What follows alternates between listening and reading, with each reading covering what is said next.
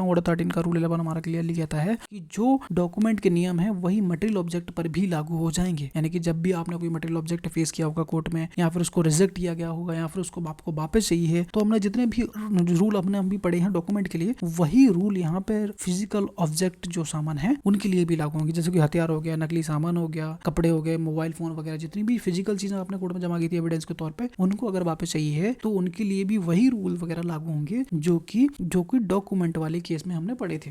Hello everybody, welcome back to channel. तो order 13 का ये आखिरी रूल है, रूल 11, ठीक है। रूल 10 तक मैं क्लियर करा चुका हूँ। कोई डाउट हो तो आप कमेंट करके पूछ सकते हो। कोई भी स्पेसिफिक पार्ट पढ़ना हो, कोई सेक्शन पढ़ना हो तो आप मेरे को कमेंट करके बता सकते हो, ठीक है। हम वो स्टार्ट कर देंगे, ठीक है। तो चलिए शुरू करते हैं।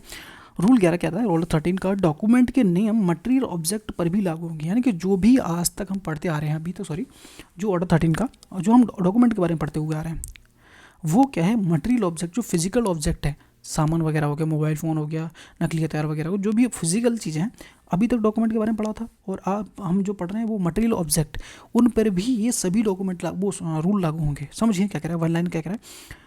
रूल 11 के अनुसार दस्तावेजों से संबंधित सभी नियम जहाँ तक संभव हो सबूत के रूप में पेश किए गए सभी अन्य भौतिक मटेरियल ऑब्जेक्ट पर भी लागू होंगे। समझ में आ गया?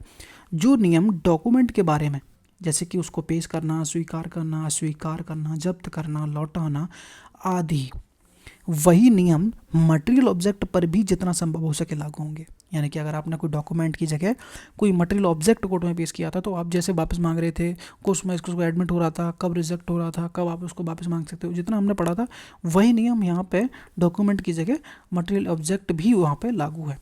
वही नियम यहाँ पर मटेरियल ऑब्जेक्ट भी लागू होंगे, ठीक है। मटेरियल ऑब्जेक्ट मतलब कि हथियार हो गया, नकली सामान हो गया, सील लगी बोतल हो गया, जले हुए कपड़े, जैसे कुछ एग्जांपल मैंने डाले हैं ताकि आपको क्लियर हो जाए, ठीक है।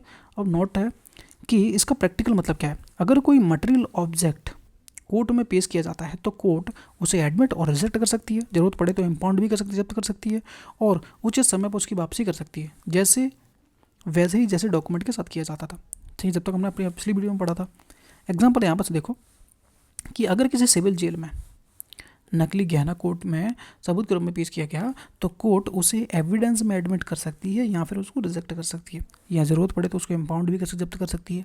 और यह सब डॉक्यूमेंट वाले नियमों के अनुसार ही होगा। जो हमने डॉक्यूमेंट जितने भी हमने पढ़े हैं वो सब डॉक्यूमेंट वाले हैं।